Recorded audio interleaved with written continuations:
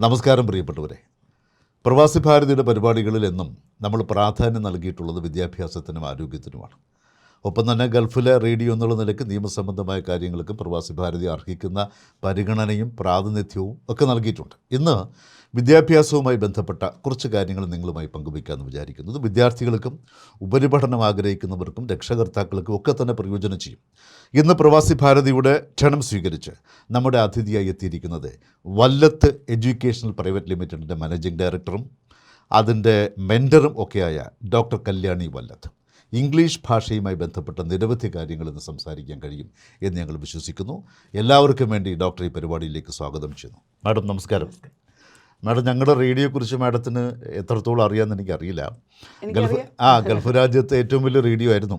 ഒരു 200 kW/s ശേഷിയിൽ പ്രക്ഷേപണം ആരംഭിച്ച എല്ലാ രാജ്യങ്ങളിലും കിട്ടുന്ന റേഡിയോ ആണ്. ബട്ട് നമ്മളിപ്പോൾ ഒരു വർഷം മുമ്പ് നമ്മൾ ഇൻ്റർനെറ്റിലേക്ക് മാറി. കാലത്തിനനുസരിച്ച് കോലം മാറണമല്ലോ, അതിൻ്റെ ഒരു ഭാഗമായിട്ട് കൂടി നമ്മൾ മാറി. ഇപ്പോൾ നമ്മുടെ radio it is available everywhere through internet. പിന്നെ മാത്രമല്ല, ഒരു FM-നേക്കാളും ക്ലാരിറ്റി വരും, ഫോണിൽ ആൾക്കാർ കേൾക്കാം. ഇങ്ങനെ ഒരുപാട് ഗുണങ്ങൾ ഇതിലുണ്ട്. കോസ്റ്റ് വളരെയധികം കുറവാണ്. നേരത്തെ കോസ്റ്റിൻ്റെ കാലം ഒരു 100 കോസ്റ്റേ ഇപ്പോൾ ഉള്ളൂ.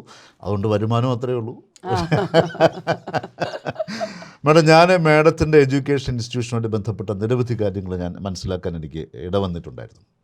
അതിൽ ഈ Vallath educational private limited English ഭാഷയ്ക്കാണല്ലോ പ്രാധാന്യം കൊടുക്കുന്നത്. അപ്പോൾ നമ്മുടെ നാട്ടിൽ ഇപ്പോൾ ഇംഗ്ലീഷ് ലിറ്ററേച്ചറിന് കുറച്ച് താല്പര്യം കുട്ടികൾക്ക് കൂടിയിട്ടുണ്ട് എന്നെനിക്ക് തോന്നുന്നു. അപ്പോൾ ഇംഗ്ലീഷ് ഭാഷ പഠിക്കുന്നവർക്ക് അവർക്കുള്ള ഉപരിപഠന സാധ്യതകൾ, ജോലി സാധ്യതകൾ, ഇങ്ങനെ പല കാര്യങ്ങളും നമുക്ക് ഡിസ്കസ് ചെയ്യേണ്ടി വരും. പ്രധാനമായിട്ടും ഇപ്പോൾ മാഡത്തിൻ്റെ സ്ഥാപനത്തിൽ നമ്മൾ നൽകുന്ന കോഴ്സുകൾ എന്തൊക്കെയാണ്, ഏതിനൊക്കെയാണ് പരിശീലനം കൊടുക്കുന്നത്? സാർ ഇപ്പൊ പറഞ്ഞതില് 2 കാര്യങ്ങളുണ്ട്. ഒന്ന് ഭാഷ, ഇംഗ്ലീഷ് ലാംഗ്വേജ്, മറ്റൊന്ന് സാഹിത്യം. ഇത് രണ്ടും 2 വ്യത്യസ്ത കാര്യങ്ങളാണ്. സാധാരണ കോഴ്സസ് 2 നടത്താറ്. എല്ലാവരും തന്നെ. ഞാനൊരു 10-25 വർഷമായിട്ട് സാഹിത്യമാണ് മെയിൻ ആയിട്ട് പഠിപ്പിക്കുന്നത്. അതായത് MA-യും BA-യും കഴിഞ്ഞ വിദ്യാർത്ഥികൾക്ക് ലെക്ചറർ അല്ലെങ്കിൽ അസിസ്റ്റന്റ് പ്രൊഫസർ ആവാനായിട്ടുള്ള എലിജിബിലിറ്റി ടെസ്റ്റ് ഉണ്ട്. National eligibility test. അത് നെറ്റ് UGC ആണത് നടത്തുന്നത്. അതിന്റെ പരീക്ഷ നടത്തുന്ന ആൾക്കാർ NTA ആണ്, നാഷണൽ ടെസ്റ്റിംഗ് ഏജൻസി. ആ പരീക്ഷയ്ക്ക് വേണ്ടിയിട്ടുള്ള കോച്ചിങ് ആണ് ഞാൻ പ്രധാനമായിട്ട് ചെയ്യുന്നത്. പക്ഷെ അത് ഇംഗ്ലീഷ് സാഹിത്യത്തിൽ നല്ല സ്റ്റാൻഡേർഡ് ആയിട്ടുള്ള ഒരുപാട് മെറ്റീരിയലോ ക്ലാസ്സസോ അങ്ങനെ യൂണിവേഴ്സിറ്റീസിൽ അല്ലാതെ പലയിടത്തും അവൈലബിൾ അല്ല. അതുകൊണ്ട് തന്നെ ഇന്ത്യയുടെ പല ഭാഗത്തു നിന്നുള്ള കുട്ടികൾ എൻ്റെ അടുത്ത് വരികയും ഇതൊരു ഫിനിഷിംഗ് സ്കൂൾ പോലെ ആയിരിക്കുകയാണ്. ലിറ്ററേച്ചർ ആദ്യം മുതൽ അഡ്വാൻസ്ഡ് ലെവൽ വരെ ഞാൻ പഠിപ്പിക്കും. അത് ഓൺലൈനും ഓഫ്ലൈനും ഉണ്ട് ഇപ്പോൾ. പക്ഷെ ഭാഷ വേറൊരു കാര്യമാണ്. ആ കോഴ്സ് ഞാൻ നടത്തുന്നുണ്ട്. സ്പീക്കിങ്ങും റൈറ്റിങ്ങും ആയിട്ട് ലാംഗ്വേജിന്റെ പല വിധത്തിലുള്ള യൂസസ്, പ്രൊഫഷണൽ കമ്മ്യൂണിക്കേഷൻ അടക്കമുള്ള പല മേഖലയിലുമുള്ള കാര്യങ്ങൾക്ക് വേണ്ടിയിട്ടുള്ള ലാംഗ്വേജ്, അതിന്റെ കോഴ്സസ് പല പ്രാവശ്യം മുമ്പേ നടത്തുന്നുണ്ട്. ഇപ്പോൾ സ്പീക്കിംഗ് ഫ്ലുവൻസി ഒക്കെ ടാർഗറ്റ് ചെയ്തുകൊണ്ടുള്ള കോഴ്സസ് ആണ് നടത്തുന്നത്. എത്ര തന്നെ നമ്മൾ കോഴ്സസ് ചെയ്താലും പഠിച്ചാലും പഠിപ്പിച്ചാലും തീരാത്തൊരു കാര്യമാണ് ഇംഗ്ലീഷ് ഭാഷ. ഇംഗ്ലീഷ് ഭാഷ എന്തെല്ലാം തരത്തിലും നമുക്ക് ആവശ്യമുണ്ട്. ചെറിയ കുട്ടികൾ മുതൽ വലിയ മുതിർന്നവരും പ്രൊഫഷണൽസിനും എല്ലാവർക്കും ഡെവലപ്പ് ചെയ്യാനുണ്ട് താനും. അപ്പോ അതുകൊണ്ട് ഇതിനൊരിക്കലും ഒരു അവസാനിക്കുന്നില്ല. ഇതിന്റെ ഡിമാൻഡും അതെ ആളുകൾക്ക് വേണ്ട രീതിയിലുള്ള കോഴ്സസ് കസ്റ്റമൈസ് ചെയ്ത് ഡെവലപ്പ് ചെയ്യാണ് പലപ്പോഴും ഞാൻ ചെയ്യുന്നത്. ഇപ്പൊ തൽക്കാലം നടന്നിരിക്കുന്ന ഒരു ഓൺലൈൻ പരിപാടി ഉണ്ട്. സ്പീക്കിംഗ് പ്രാക്ടീസ് ആണ്. അതിൽ മന്ത്ലി സബ്സ്ക്രിപ്ഷൻ വെച്ച് വരികയാണെങ്കിൽ നമുക്ക് പല കാര്യങ്ങളെ കുറിച്ച് ഇങ്ങനെ സംസാരിച്ച് പിരിയാം. അങ്ങനെ ഒരു ചെറിയൊരു പ്രോഗ്രാം, നല്ല രസമായിട്ടത്. ഇത് ഓൺലൈനാണോ ഓഫ്ലൈനാണോ? ഈ പറഞ്ഞത് ഓൺലൈനാണ്. ഓഫ്ലൈൻ കോഴ്സസ് ഇടയ്ക്കിടയ്ക്ക് ഞാൻ തുടങ്ങാറുണ്ട്. നമ്മളെ ഒരു വ്യത്യാസം എന്താന്ന് വെച്ചാല് വളരെ ഗെയിം ഒരു രീതിയിൽ ഒരു ബോറടി ഇല്ലാണ്ട് ചെയ്യുന്ന വിദ്യാർത്ഥികൾ എന്ന് പറയാനുള്ള പാർട്ടിസിപ്പൻസിന്റെ ഒരു ഇൻവോൾവ്മെന്റ് വളരെയധികം വർദ്ധിപ്പിച്ചുകൊണ്ടുള്ള ഒരു അപ്രോച്ചാണ് ഞാൻ ലിറ്ററേച്ചർ ആണെങ്കിലും ലാംഗ്വേജ് ആണെങ്കിലും രണ്ടിലും എടുക്കാറുള്ളത്. വളരെ ഇന്ററാക്റ്റീവ് ആണ്, ക്രിയേറ്റീവ് ആണ്. ഓക്കെ, ഇനി നെറ്റിന്റെ കാര്യം തന്നെ നോക്കാം നമുക്ക്. നെറ്റ് നാഷണൽ എലിജിബിലിറ്റി ടെസ്റ്റ് പാസ്സാവത്ര എളുപ്പമല്ലല്ലോ. അല്ല, ഒട്ടും എളുപ്പമല്ല. എന്താണെന്നറിയോ സാർ എളുപ്പമല്ലാത്തത്? നമ്മുടെ വിദ്യാഭ്യാസത്തിന്റെ ലെവൽ ഉണ്ടല്ലോ, അതും ഇവര് നെറ്റിൽ എക്സ്പെക്ട് ചെയ്യുന്ന ലെവലും തമ്മിലുള്ള ആ ഗ്യാപ്പാണ് കാര്യം, വ്യത്യാസം. കോളേജസിലും യൂണിവേഴ്സിറ്റീസിലും ഒരുപാട് കാര്യങ്ങൾ നടക്കുന്നുണ്ട്. പഠിപ്പിക്കുന്നില്ല എന്നൊന്നും ഞാൻ പറയില്ലല്ലോ, ഒരിക്കലും അങ്ങനെയല്ല, ഒരുപാടുണ്ട്. പക്ഷെ ശരിക്കുള്ള ഒരു ബേസിക്സ്, വേണ്ട വിധത്തിലുള്ള ഒരു വ്യാപകമായിട്ടുള്ള ഒരു അപ്രോച്ച് അങ്ങനെ കിട്ടാറില്ല സ്റ്റുഡൻസിന്. ഇതിന്റെ പ്രശ്നവും ഇന്ത്യ പോലത്തെ ഒരു മഹാരാജ്യത്ത്, ഇത്രയും അധികം ആളുകളുള്ള രാജ്യത്ത് ഓരോരുത്തരുടെയും റിക്വയർമെന്റ് വേറെയാണ്, ഓരോരുത്തരുടെയും സാഹചര്യങ്ങൾ വേറെയാണ്.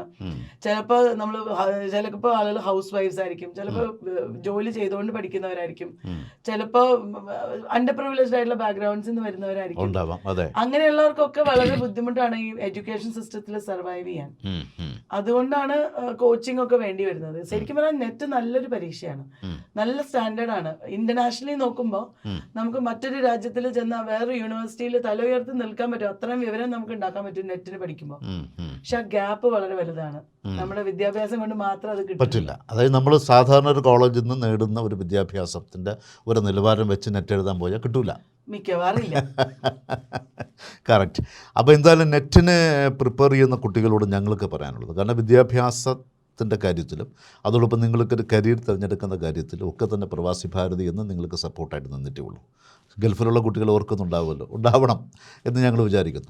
നെറ്റ് എഴുതിയെടുത്ത് ആണ് നമുക്കൊരു അസിസ്റ്റൻറ്റ് പ്രൊഫസറാകാൻ കഴിയുക. നെറ്റ് ഇല്ലാതെ നമുക്ക് ബുദ്ധിമുട്ടായിരിക്കും ഇപ്പോഴും. അപ്പോൾ ഒരു MA കഴിഞ്ഞ ഒരു കുട്ടി നമുക്ക് നെറ്റിൻ്റെ ഒരു കോഴ്സിന് വേണ്ടി മാഡത്തിൻ്റെ അടുത്ത് വരുന്നു, നമ്മുടെ ഇൻസ്റ്റിറ്റ്യൂട്ടിൽ വരുന്നതായിരിക്കും. എത്ര നാളത്തെ കോഴ്സാണ് അവർക്ക് വേണ്ടി നമ്മൾ കൊടുക്കുന്നത്? MA ഇംഗ്ലീഷ് കഴിഞ്ഞവർക്കുള്ള കോഴ്സാണ് ഞാൻ നടത്തുന്നത്.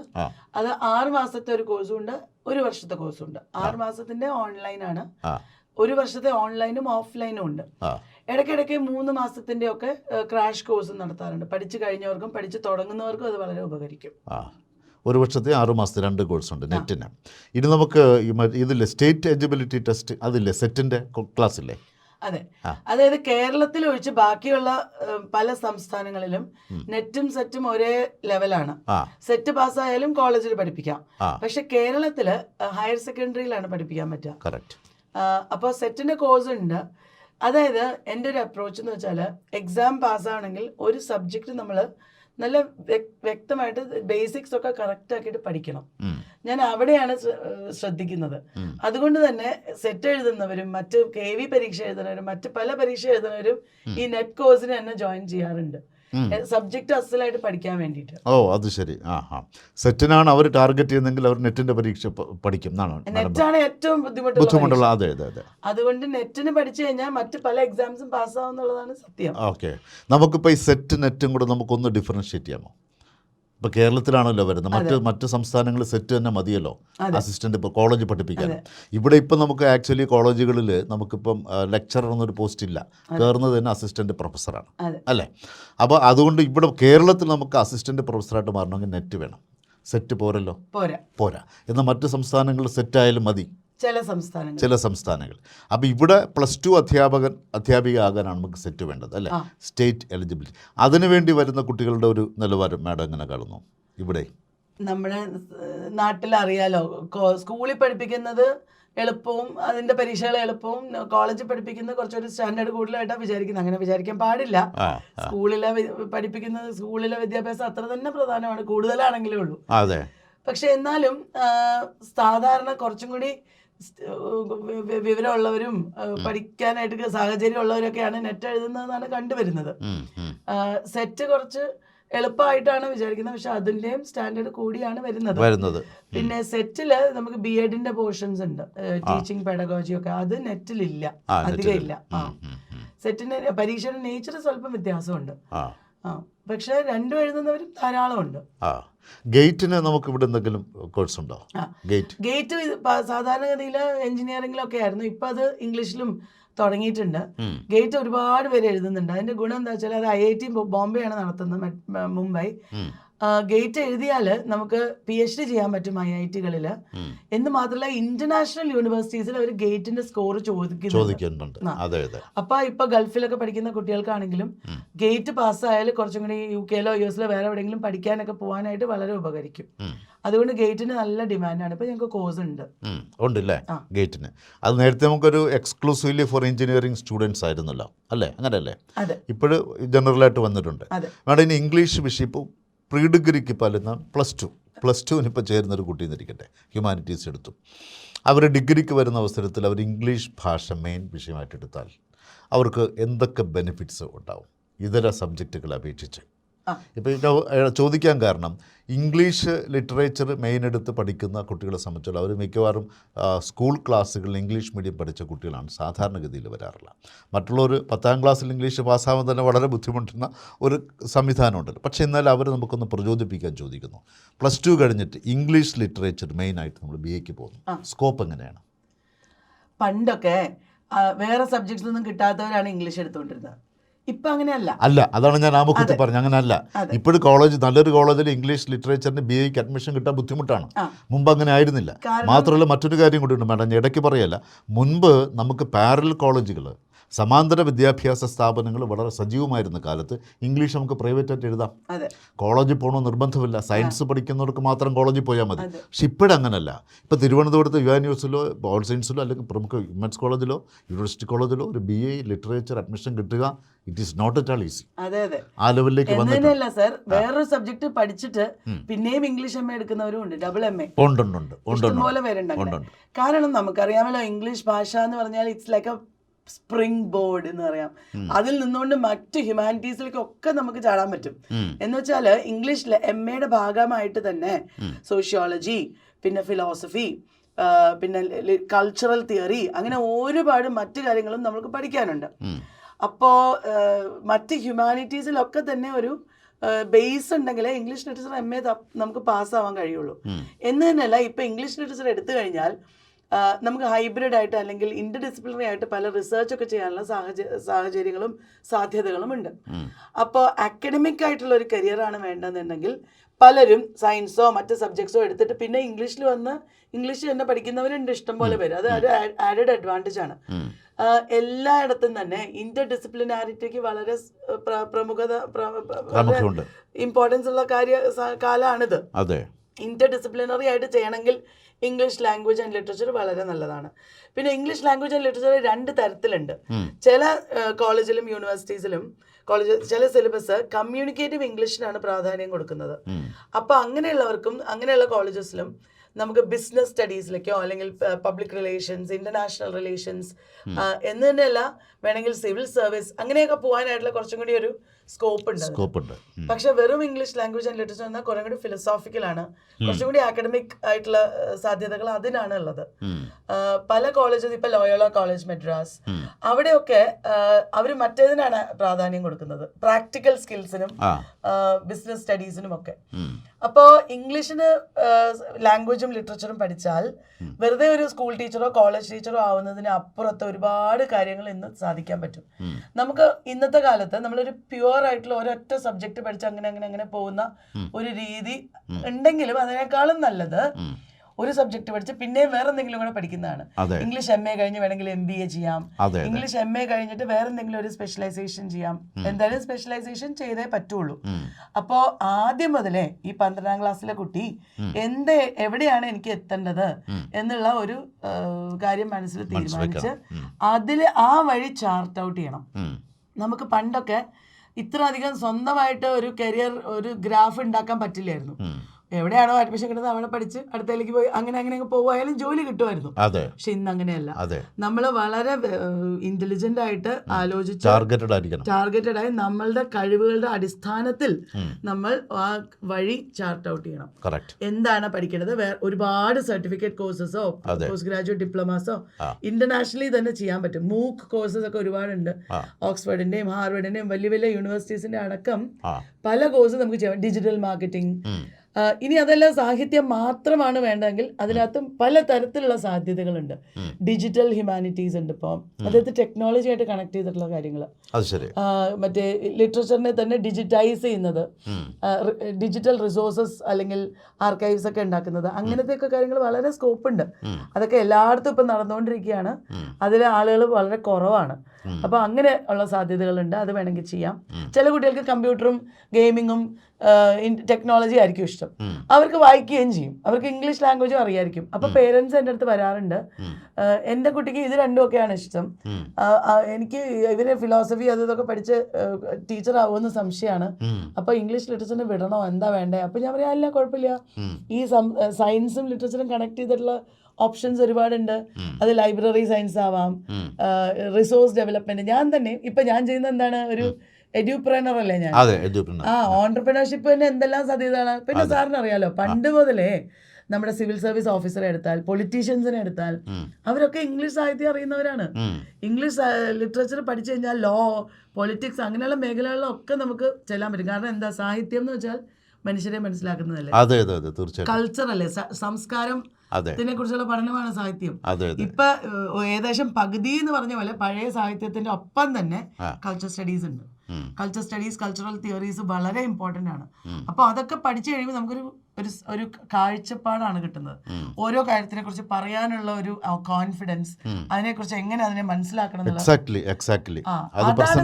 ഒരു പ്രസന്റേഷൻ സ്കിൽ എല്ലാം ഇതിനകത്തുണ്ട്. ലാംഗ്വേജ് ഉണ്ടെങ്കിലേ ഇതെല്ലാം പറ്റുള്ളൂ. ലാംഗ്വേജ് ഇല്ലാതെ ഒന്നും പറ്റില്ലല്ലോ.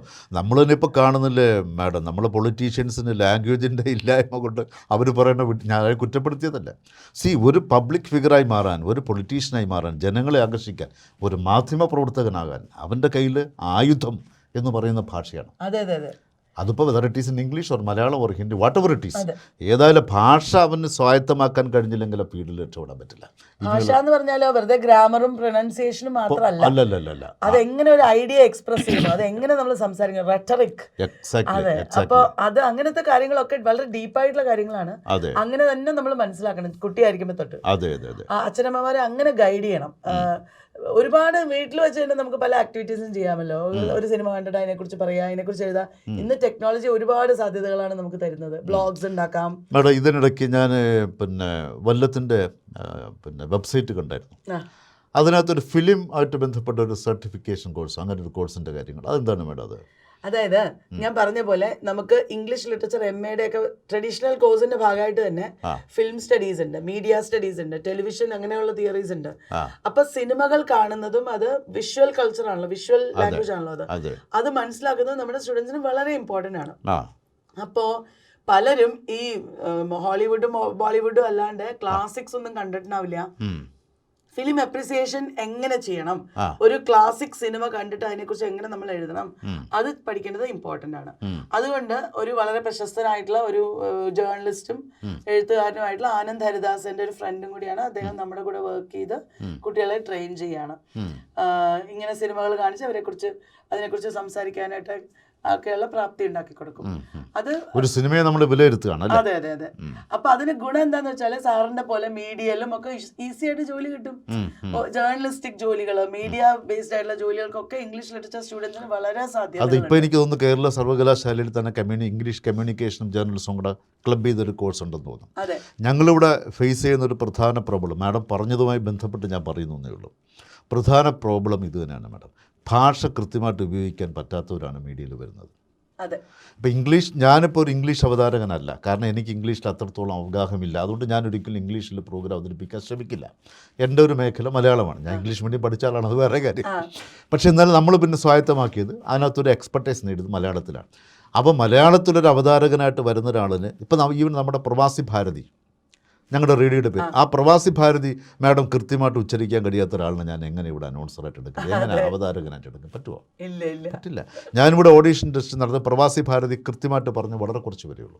It is not easy. Especially മലയാളത്തിലെ പല വാക്കുകൾ എളുപ്പമല്ല, ഒട്ടും എളുപ്പമല്ല, നമുക്ക് നന്നായിട്ടറിയാം. അപ്പോൾ അതിൻ്റെ പൂർണ്ണരൂപത്തിൽ വരികയും പിന്നെ സുകുമാർ അഴീക്കോട് സംസാരിക്കുന്ന പോലെ അനർഗളമായി സംസാരിക്കാൻ നമ്മൾ പറയുന്നില്ല. പക്ഷേ എന്നിരുന്നാലും പ്രവാസി ഭാരതിയെങ്കിലും അറ്റ്ലീസ്റ്റ് കൃത്യമായിട്ട് പറയണ്ടേ, ഇല്ലാത്തൊരാൾ നമുക്ക് എടുക്കാൻ പറ്റില്ല. അപ്പോൾ അത് അത്തരത്തിൽ ഇംഗ്ലീഷ് ഭാഷയിൽ ഈ ഒരു കോച്ചിങ് മാഡം കൊടുക്കുന്ന ഒരു വലിയ കാര്യമായിട്ടാണ് എനിക്ക് തോന്നുന്നത്. എസ്പെഷ്യലി മീഡിയ രംഗത്തേക്ക് കടന്നു വരാൻ ആഗ്രഹിക്കും. ഞാൻ നമ്മുടെ ഗൾഫിലെ രക്ഷകർത്താക്കളോടൊരു കാര്യം പറയുന്നു. നമുക്കിപ്പോഴും ഡോക്ടർ, എഞ്ചിനീയർ മാത്രമേ മനസ്സിലുള്ളൂ. അതിനപ്പുറത്ത് ഒരുപാട് മേഖലകളുണ്ട് ലോകത്ത്, നമ്മൾ മനസ്സിലാക്കണം. ഒരുപാട് ഓപ്പർച്യൂണിറ്റീസ് ഉണ്ട് ലോകത്ത്. വിദേശത്ത് പോകാൻ ആഗ്രഹിക്കുന്ന ഒരുപാട് പേര് ഗൾഫ് രാജ്യങ്ങളിൽ ഇത് കണ്ടുകൊണ്ടിരിക്കും, നമുക്കറിയാം. നിങ്ങൾക്ക് ഒരുപാട് വെറും ഡോക്ടർ, എഞ്ചിനീയർ മാത്രമല്ല. അതാണ് നമ്മൾ ഇത്തരത്തിൽ പരിപാടി പ്രക്ഷേപണം ചെയ്തതിൻ്റെ പ്രധാനപ്പെട്ട കാരണം അത് തന്നെയാണ്. ഏതൊക്കെ മേഖലകളിൽ നമ്മളെ കാത്ത അവസരങ്ങളുണ്ട്, ആ അവസരങ്ങൾ നമ്മൾ ഉപയോഗപ്പെടുത്തുന്നുണ്ടോ, അവിടെയാണ് പ്രശ്നം, അല്ലേ മാഡം? അത് നമ്മൾ ഉപയോഗപ്പെടുത്തുന്നുണ്ടോ? അപ്പോൾ എങ്ങനെ നമുക്ക് ഉപയോഗപ്പെടുത്താം? ഇത് സംബന്ധിച്ചുള്ള അറിവ് നമ്മൾ ഇനിയും പകർന്നു കൊടുക്കാൻ മാധ്യമങ്ങൾ മുന്നോട്ട് വന്നിട്ടില്ലെന്ന് ഞാൻ എപ്പോഴും മനസ്സിലാക്കും. ഇനിയും വേണ്ടി വരും, ഒരുപാട് ആവശ്യമുണ്ട്. ഇതിപ്പോൾ ഇനഫ് അല്ല. അല്ല ഇനഫല്ല. അപ്പോൾ അതിലേക്ക് ഇനി വരേണ്ടതുണ്ട്. മറ്റൊരു കാര്യം കൂടി ഞാൻ ചോദിക്കാൻ വന്നത്, ഈ നമ്മളിപ്പോൾ നെറ്റിനെ കുറിച്ച് പറഞ്ഞു, സ്റ്റെറ്റിനെ കുറിച്ച് പറഞ്ഞു, വിദേശത്ത് പോകാൻ ആഗ്രഹിക്കുന്നവർക്ക് ഇംഗ്ലീഷ് ഭാഷ അത്യാവശ്യമാണെന്ന് എടുത്തു പറയേണ്ട കാര്യമില്ലല്ലോ. IELTS, TOEFL ഒക്കെ പാസ്സാവണമല്ലോ. അത്തരം കോഴ്സുകൾ നമുക്ക് ഉണ്ടോ? കോഴ്സുകളായിട്ട് ഞാൻ ഇപ്പം നടത്തുന്നില്ല, പക്ഷെ അതിന്റെ പ്രസക്തിയെ കുറിച്ച് ഞാൻ പറയാം. IELTSന് നമുക്ക് നല്ലോണം കേട്ടിട്ട് മനസ്സിലാക്കാനുള്ള കഴിവ് വേണം, നമുക്ക് നല്ലോണം ഉച്ചരിക്കാനുള്ള കഴിവ് വേണം. ഇതിനോടൊക്കെ കൂടെ തന്നെ നമുക്ക് മനസ്സിലാക്കാനുള്ളൊരു കഴിവും കൂടി വേണം. വളരെ അധികം കുട്ടികൾ ഈ ഫോറിൻ മീഡിയ ഒക്കെ കാണുന്ന കാരണം അവർക്ക് ഭാഷയുടെ കുറേ കാര്യങ്ങളൊക്കെ എളുപ്പമാണ്. നല്ല എളുപ്പത്തിൽ IELTS ഒക്കെ പാസ്സാവുന്നുണ്ട്. 8.5 ഒക്കെ കിട്ടുന്നുണ്ട് പല കുട്ടികൾക്കും. പക്ഷെ ഈ പറഞ്ഞ പോലെ ഒരു ഡെപ്തിൽ പറയേണ്ടി വരിക, എഴുതേണ്ടി വരിക ഒക്കെ ചെയ്യുമ്പോൾ പലപ്പോഴും അത് ഗൾഫിലാണ് പഠിച്ചെങ്കിൽ പോലും പലപ്പോഴും അത് പറ്റാറില്ല. അപ്പൊ നമ്മൾ രണ്ട് തരത്തിലുള്ള ആൾക്കാരുണ്ട്. ഒന്ന്, ചിലർക്ക് നാച്ചുറലി ഒരു ഫ്ലെയർ ഉണ്ടാവും ലാംഗ്വേജിന്, അങ്ങനെയുള്ളവർക്ക് ചിലപ്പോൾ എളുപ്പമായിരിക്കും അത്. പക്ഷെ അല്ലാത്തവർക്ക് നമ്മൾ കുറച്ചൊന്ന് ഗൈഡ് ചെയ്ത് കൊടുത്ത് അവരെ അതിലേക്കൊന്ന് എത്തിക്കണം. അത് അവിടെയാണ് ടീച്ചേഴ്സിന്റെയും കോഴ്സസിന്റെയും ഒക്കെ പ്രസക്തി. ഒരുപാട് പേര് IELTSും TOEFLും OET ഒക്കെ കോച്ചിങ് കൊടുക്കുന്നവരൊക്കെ ഉണ്ട്. പക്ഷെ അത് പോയി ഒരു മാസമോ 2 മാസമോ ചെയ്യുന്നതിനൊക്കെ കൂടുതലായിട്ട് വളർന്നു വരുമ്പോ തന്നെ നമ്മൾ ആ ഒരു രീതിയിൽ പഠിച്ചും മനസ്സിലാക്കിയും വന്നാൽ അവസാനത്തെ കോച്ചിങ് കൊണ്ട് ഈസി ആയിട്ട് പാസ്സാകാൻ പറ്റും. അതാണ് ഞാൻ ഉദ്ദേശിച്ചത്. അപ്പൊ അവർക്ക് വേണ്ട ചില പ്രാഥമിക ക്ലാസ്സുകളും കോഴ്സുകളും നമുക്ക് ചെയ്യാൻ പറ്റും അല്ലേ? ഇതെല്ലാം നമുക്ക് വല്ലത്ത് എഡ്യൂക്കേഷണൽ പ്രൈവറ്റ് ലെവലിന്റെ കീഴിൽ ഈ പറഞ്ഞ എല്ലാ കോഴ്സുകളും ഉണ്ട്. അതെ. എന്താ വെച്ചാൽ എന്റെ അച്ഛനും അമ്മയും സംസ്കൃതം പഠിച്ചവരായിരുന്നു.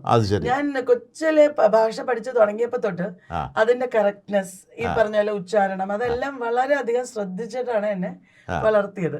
അപ്പൊ എനിക്കൊരു ഫ്ലെയർ ഉണ്ട് താനും ഭാഷയ്ക്ക്. എനിക്ക് ഭാഷകൾ പെട്ടെന്ന് പഠിക്കാനൊക്കെ ഇഷ്ടമാണ്. അപ്പോ ഞാൻ വളർന്ന് ഈ കരിയറിന്റെ ഗ്രോത്തിന്റെ ആ ട്രജക്ടറിയിൽ മുഴുവനും ഞാൻ പല പ്രാവശ്യം പലതരത്തിൽ ഞാൻ ചെയ്ത് പഠിച്ചു. പലതരം കോഴ്സുകൾ എനിക്ക് എല്ലാം പഠിച്ചിരിക്കണം എന്നുണ്ടായിരുന്നു. അതുകൊണ്ട് ഞാൻ ട്രൈ ഔട്ട് ചെയ്ത് പഠിച്ചു. ഞാൻ സ്കൂളുകളിൽ പോയിട്ട് സ്കൂളിലെ മുഴുവൻ കുട്ടികളെയും ഇംഗ്ലീഷ് പഠിപ്പിക്കുന്ന പ്രോഗ്രാംസ് നടത്തിയിട്ടുണ്ട്. ടീച്ചർ ട്രെയിനിങ് പ്രോഗ്രാംസ് നടത്തിയിട്ടുണ്ട് സ്കൂൾസിലും കോളേജസിലും. അങ്ങനെ പല വിധത്തിലുള്ള പ്രോഗ്രാംസ് നടത്തിയിട്ടുണ്ട്. അപ്പൊ ഞാൻ ഐ ഗോട്ട് ദി എക്സ്പെർട്ടീസ്. അതുകൊണ്ട് എനിക്കറിയാം എന്തെങ്കിലുമൊക്കെ ചെയ്യേണ്ടി വരും നമുക്ക് ഇതുമായിട്ട് ബന്ധപ്പെട്ട്. അതിനൊക്കെ ഞാൻ റെഡിയായി. മാഡം, ഇപ്പോൾ നമുക്ക് ഗൾഫിൽ കണ്ടുകൊണ്ടിരിക്കുന്ന കുട്ടികൾക്ക് നമ്മുടെ ഏതെങ്കിലും കോഴ്സുമായി ബന്ധപ്പെട്ടവർക്ക് അറിയാനോ ചേരാനോ താല്പര്യമുണ്ടെങ്കിൽ നമ്മുടെ വെബ്സൈറ്റ് അവർ സന്ദർശിച്ചാൽ മതിയോ? വെബ്സൈറ്റിൽ വന്നാൽ മതി. നമുക്ക് നേരിട്ട് കോൺടാക്ട്. വെബ്സൈറ്റ് വല്ലത്ത് അല്ലേ? വല്ലത്ത്.in. വല്ലത്ത്.in. ഓക്കെ മാഡം, ഇതുകൊണ്ട് ബന്ധമില്ലാത്തൊരു കാര്യം ചോദിച്ചു. അപ്പോൾ മാഡം ആക്ച്വലി ഒരു ആൻട്രപ്രണറാണ്, ഒരു എഡ്യൂക്കേറ്ററാണ് അല്ലേ? അതുകൊണ്ട് തന്നെ നമുക്കതിനെ രണ്ടും കൂടെ ക്ലബ് ചെയ്തുകൊണ്ട് ഒരു വാക്കാണ് ഇപ്പോൾ നമ്മൾ ഉപയോഗിക്കുന്നത് അല്ലേ? അപ്പോൾ അത്തരത്തിലൊരു ഒരു സാഹചര്യത്തിലേക്ക് ഇനിയും സ്ത്രീകൾക്ക് കടന്നു വരാൻ ഒരു ഓണ്ടർപ്രണർ നിലയ്ക്കാണ് ഞാൻ ചോദിക്കുക. അതുകൊണ്ട് ഞാൻ പറഞ്ഞു എഡ്യൂക്കേറ്റർ എന്ന് മാറ്റി ഞാൻ ചോദിക്കുക. രണ്ടും കൂടെ ക്ലബ് ചെയ്താണ് മാഡം പോകുന്നത്. വരാനുള്ള സാഹചര്യം എങ്ങനെയാണ് ഒരു ഓണ്ടർപ്രണർ സ്ത്രീകൾക്ക്? എങ്ങനെയാണ് ഞാൻ ഓണ്ടർപ്രണർ? അതെ. അതായത് ഞാൻ ചെറിയ കുട്ടിയായിരുന്നപ്പോൾ തന്നെ എനിക്ക് ഇങ്ങനെ ആളുകളിൽ ഭയങ്കര താല്പര്യം, ആളുകൾക്ക് എന്തെങ്കിലും ചെയ്തു കൊടുക്കുക. ഞാൻ സ്കൂളിൽ പഠിക്കുമ്പോൾ തൊട്ടേ സ്വന്തമായിട്ട് ഒരു ലൈബ്രറി പോലെ ഒരു ബുക്ക് സർക്കുലേഷൻ സംഗതി നടത്തിയിരുന്നു. അങ്ങനെയൊക്കെ ഒരു ഓണ്ടർപ്രണറിയൽ ആയിട്ടുള്ള ഒരു ഏർജ് എനിക്ക് ഉണ്ടായിരുന്നു. പിന്നെ ഞാൻ കോളേജിൽ എത്തി. ഞാൻ നെറ്റും JRF ഒക്കെ പാസ്സായപ്പോൾ എനിക്ക് തോന്നി എല്ലാ കാലത്തും ഇങ്ങനെ ഒരേ ടെക്സ്റ്റും പഠിപ്പിച്ച് ഒരേ സ്ഥലത്ത് ഇരിക്കാൻ എനിക്ക് പറ്റില്ല. ഞാൻ കുറച്ചൊന്ന് ക്രിയേറ്റീവായിട്ട് ഫ്രീ ആയിട്ടൊന്ന് നോക്കട്ടെ, എനിക്ക് സ്വന്തമായിട്ട് എന്തൊക്കെ ചെയ്യാൻ പറ്റുമെന്ന്. അങ്ങനെയാണ് ഞാൻ കുറച്ച് കുട്ടികളെ പഠിപ്പിച്ചുകൊണ്ടുള്ള ഒരു ട്യൂഷൻ സെന്റർ തുടങ്ങിയത്. അന്ന് ഈ പഠിപ്പിച്ച കുട്ടികളൊക്കെ പാസ്സായി. കാരണം കുറച്ച് നല്ല ഒരു മോട്ടിവേറ്ററാണ് ഞാൻ. കാര്യങ്ങൾ വ്യക്തമായിട്ട് പറഞ്ഞു കൊടുക്കാൻ എനിക്കറിയാമെന്ന് മാത്രമല്ല, ഞാൻ പറയുന്നതിന് അപ്പുറത്ത് എന്നെക്കാളും വളരാൻ, എന്നെക്കാളും കൂടുതൽ പഠിക്കാനായിട്ട് എനിക്കിങ്ങനെ മോട്ടിവേറ്റ് ചെയ്യാനായിട്ട് ഇഷ്ടമാണ് അങ്ങനെ ചെയ്യും ഞാൻ. അപ്പൊ എല്ലാവരും പാസ്സായി ഞാൻ പഠിപ്പിച്ചവര് നല്ല രീതിയിൽ തന്നെ. അപ്പോ പെട്ടെന്ന് ആളുകൾ അറിഞ്ഞു, എന്റെ ജൂനിയേഴ്സ് ഒക്കെ എന്റെ അടുത്ത് വന്ന് പഠിപ്പിച്ചു തരുമോ എന്ന് ചോദിച്ചിട്ട്. എന്റെ അച്ഛനും അമ്മയും കോളേജുകളിലായിരുന്നു. അവരുടെ ആഗ്രഹം ഞാൻ കോളേജിൽ പഠിപ്പിക്കണം എന്നായിരുന്നു. അവര് സമ്മതിച്ചില്ല. പക്ഷെ എന്നാലും ഞാൻ സൂത്രത്തിലൊക്കെ ഇടയിൽ കൂടി ഞാൻ പഠിപ്പിച്ച് എല്ലാം ശരിയായി വന്നപ്പോ ഞാൻ വിചാരിച്ചു, എൻ്റെ ഒരു ഫ്രണ്ട് എന്നെ മോട്ടിവേറ്റ് ചെയ്ത് കുറച്ച് പബ്ലിഷ് ചെയ്യൂ, മെറ്റീരിയൽ ഉണ്ടാക്കൂ എന്ന് പറഞ്ഞു. അങ്ങനെ ഒരു ബുക്ക് പബ്ലിഷിംഗ് കമ്പനി അന്ന് അതിന്റെ ആദ്യത്തെ ഒരു രൂപം എന്നുള്ള ആദ്യത്തെ 1-2 ബുക്സ് ഉണ്ടായി. അതാണോ ബോധി? അതെ, ബോധി ട്രീ എന്നാണ് അതിന്റെ പേര്. ഇപ്പൊ വല്ലത്ത് ബുക്സ് എന്നാക്കി ഞങ്ങൾ റീബ്രാൻഡ് ചെയ്തു ഇപ്പൊ അടുത്ത് തന്നെ. ഭയങ്കര പാടായിരുന്നു. കാരണം ഞാനൊരു ബിസിനസ് ഫാമിലിയിൽ നിന്നല്ല.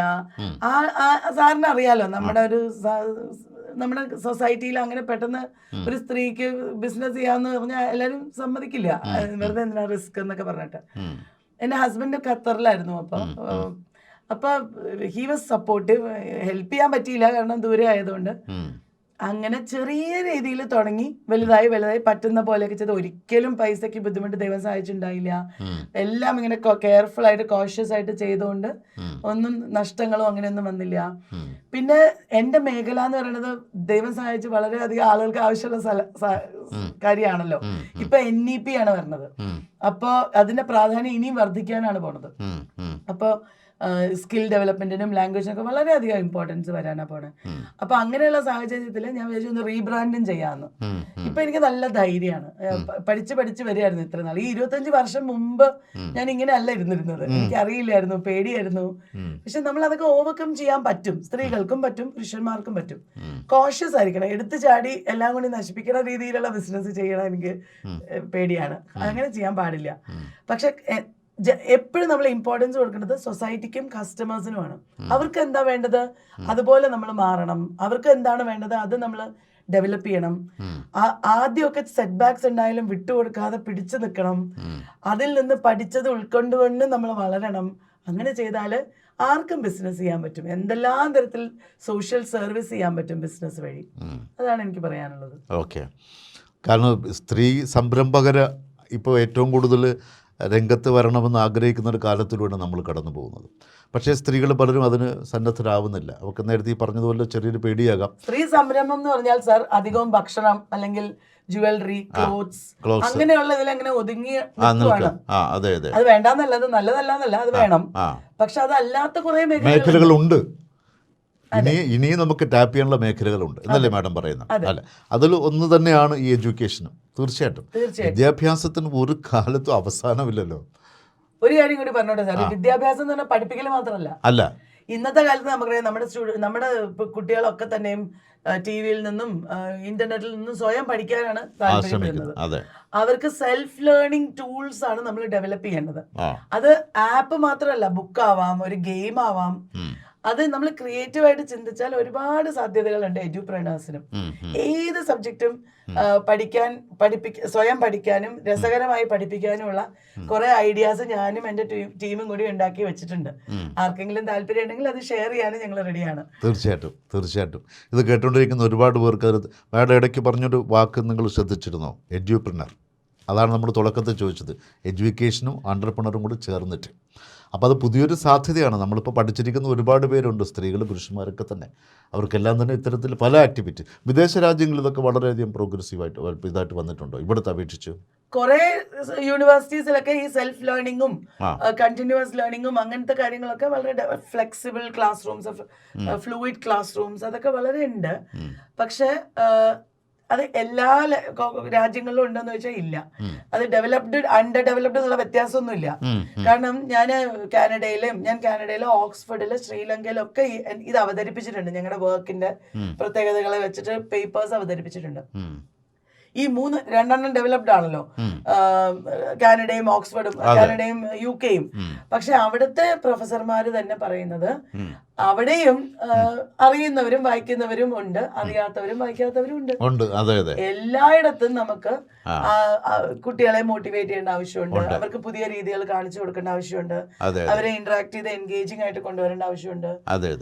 അങ്ങനെ വ്യത്യാസമൊന്നുമില്ല. ഇവിടെയും അവിടെയും ഒരുപോലെ തന്നെ. എന്തായാലും നമ്മുടെ ഈ കാലത്തിൻ്റെ മുന്നോട്ടുള്ള പോക്കിൽ ഡിജിറ്റൽ മേഖലയിലും ഡിജിറ്റൽ യുഗത്തിലും നമ്മൾ ജീവിക്കുന്നു. അപ്പോൾ ഒരുപാട് മേഖലകളിലേക്ക് വിദ്യാഭ്യാസപരമായും അല്ലാതെ തന്നെ കടന്നു ചെല്ലാനുള്ള സാധ്യതകളുണ്ട്.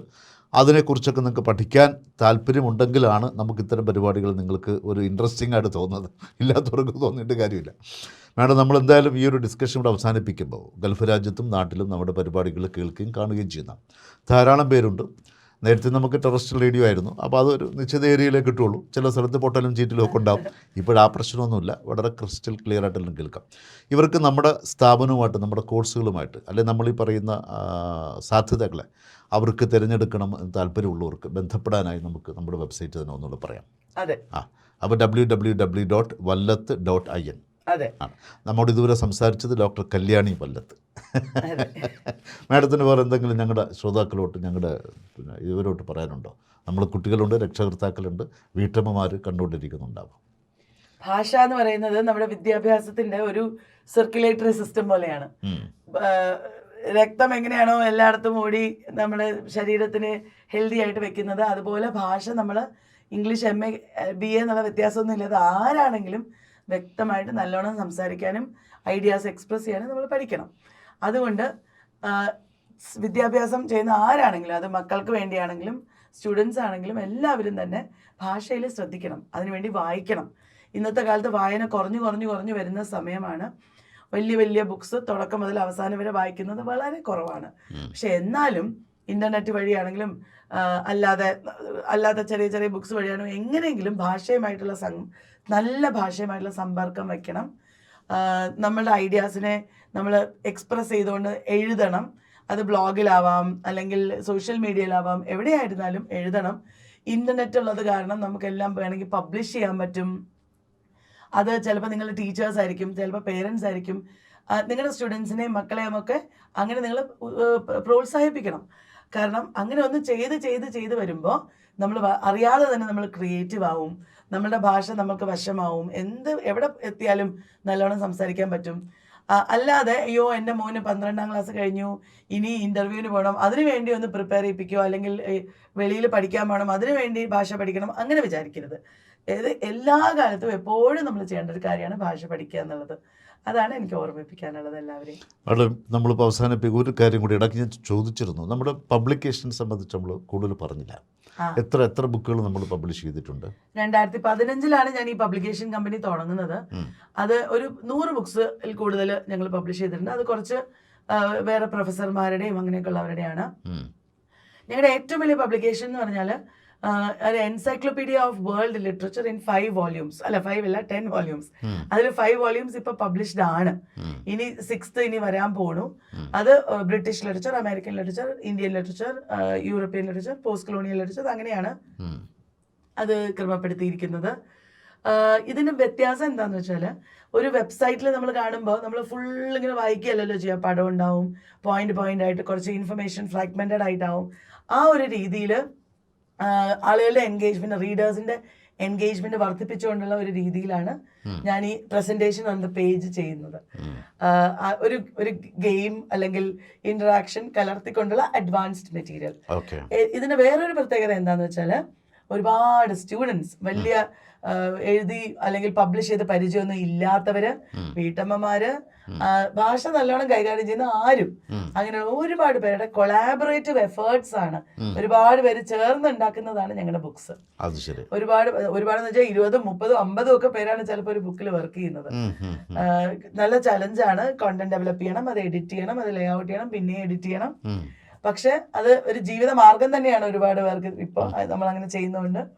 എന്ന് തന്നെയല്ല, അവർക്കൊക്കെ ഒരുപാട് കോൺഫിഡൻസ് വരിക. ഞാനും ബുക്ക് എഴുതി, അത്രേ ഉള്ളൂ. നമുക്ക് ആർക്കും ചെയ്യാൻ പറ്റും.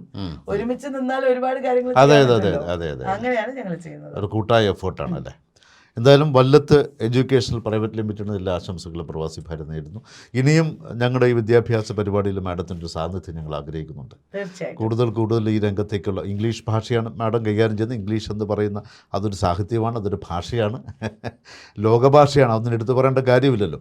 അപ്പോൾ അതുമായി ബന്ധപ്പെട്ട നിങ്ങൾ ഗൾഫിലായാലും ഇവിടെയായാലും വിദ്യാർത്ഥികൾക്കും ഉപരിപഠനം നടത്തുന്നവരും അധ്യാപകർക്കും ഒക്കെ തന്നെ പ്രയോജനകരമായ ഒട്ടനവധി പദ്ധതികൾ തീർച്ചയായിട്ടും വല്ലത്ത് എഡ്യൂക്കേഷൻ പ്രൈവറ്റ് ലിമിറ്റഡ് ആവിഷ്കരിക്കുന്നുണ്ട്. അത് സംബന്ധിച്ചുള്ള വിവരങ്ങൾ ഞങ്ങൾ വീണ്ടും നൽകും. ഏതായാലും ഇത്രയും സമയം ഞങ്ങളുടെ ശ്രോതാക്കൾക്കായിട്ട് മാഡത്തിൻ്റെ സാന്നിധ്യം ഉണ്ടായാലും ഞങ്ങൾ പ്രവാസി ഭാരതിയുടെ നന്ദി, നമസ്കാരം. വളരെ സന്തോഷം. Thank you.